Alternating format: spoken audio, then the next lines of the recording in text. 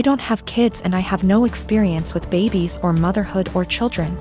I'm 18 and beyond being around them in group settings where at least one of the parents and a ton of other people are around. That's it. My brother's wife had a baby 17 days ago. I didn't go visit them yet, but my brother and sister-in-law sent me some pictures. My brother said our cousin Rachel was around a lot because my sister-in-law is having trouble breastfeeding and Rachel is a big believer in it and is helping her.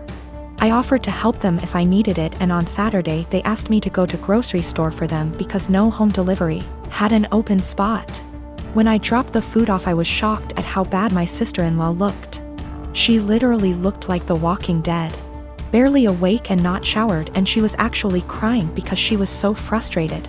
It actually scared me how bad she looked.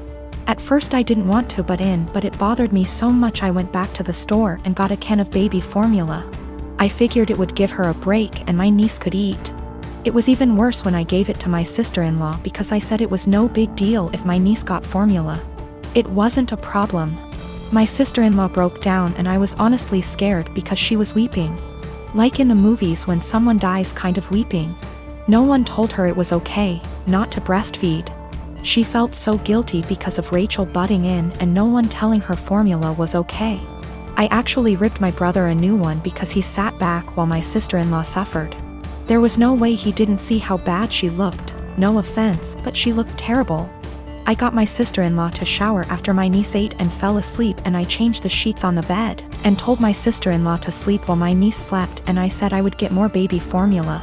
I thought I did the right thing because my sister-in-law actually stopped crying, showered and slept, and the next 3 days she looked better and didn't cry again. My niece gets full. My idiot brother smartened up and told Rachel to stay away, and everyone else, especially our parents and SIL's parents, to butt out. They take turns feeding so they both can sleep. My parents and Rachel are furious at me. SIL's sister was in agreement with Rachel and left me an angry voicemail full of swearing. Rachel basically had sister-in-law holding the baby while topless 24/7, and my dumbass brother sat there and didn't help with the baby at all. Rachel breastfed all her kids until they could walk and talk and never had problems, but my sister-in-law obviously did. My dad said I overstepped and should not have butted in. I was scared shitless after seeing sister-in-law on Saturday.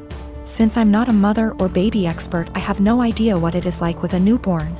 I'm second guessing now after feeling like I did the right thing because everyone is angry with me. 6 years ago, my son Matthew had a daughter with his now ex-wife Josie. I have always thought of Josie as my own daughter, so when they divorced 7 years ago due to my son cheating, I was conflicted and disappointed. Josie wasn't particularly close with any of her family, so my husband and I naturally took them in.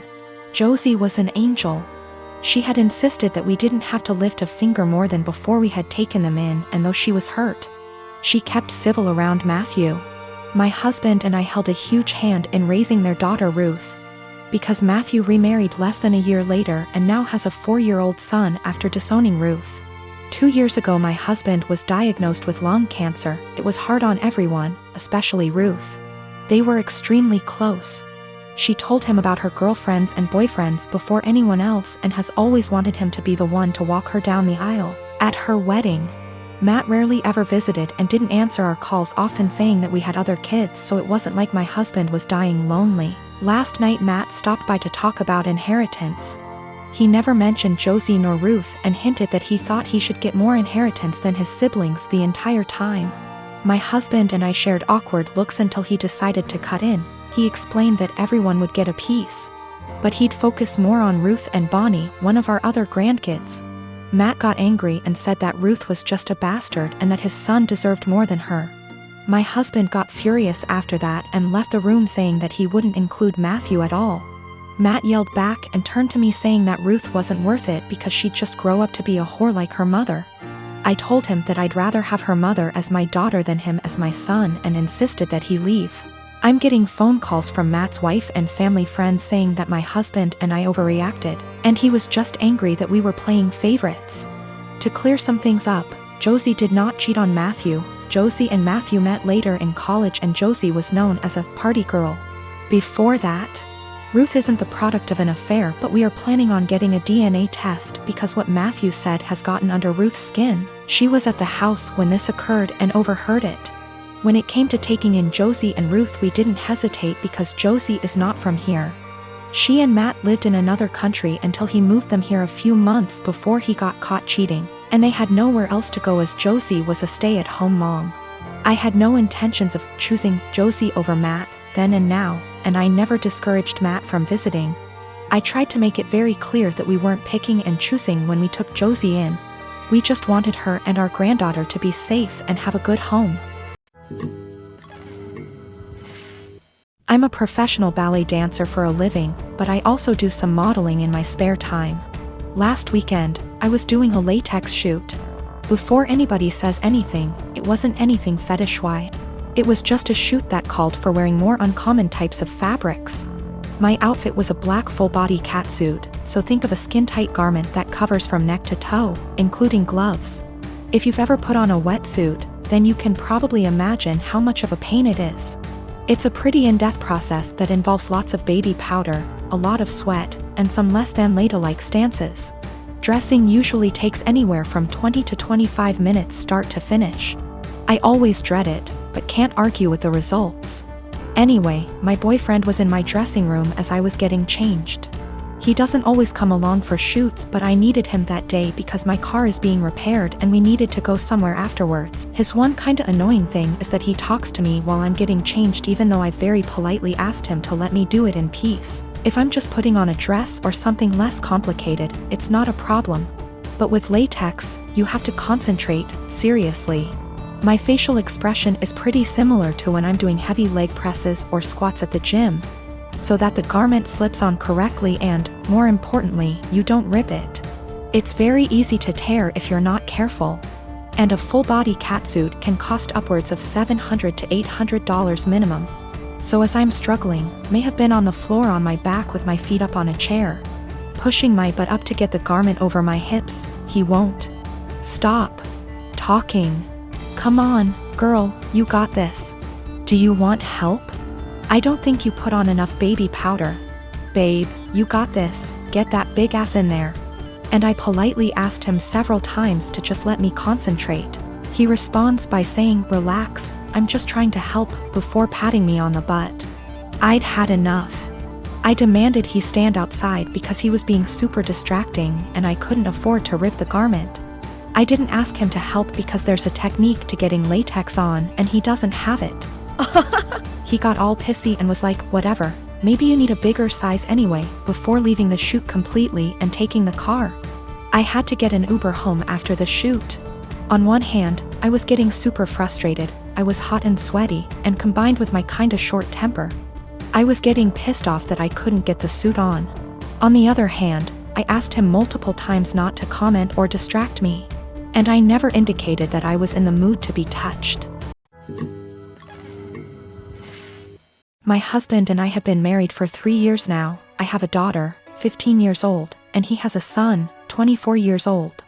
I am friendly with my stepson, but we aren't close. He has a biological mother who is a perfectly fine woman. I'm not here to take the role of his mom. My late husband, my daughter's father, died when my daughter was 6. We both contributed to her college fund. My daughter's paternal grandparents have also contributed a large amount. Right now, the fund has about $180,000. My daughter is extremely bright, and I'm not just saying that because I'm her mom.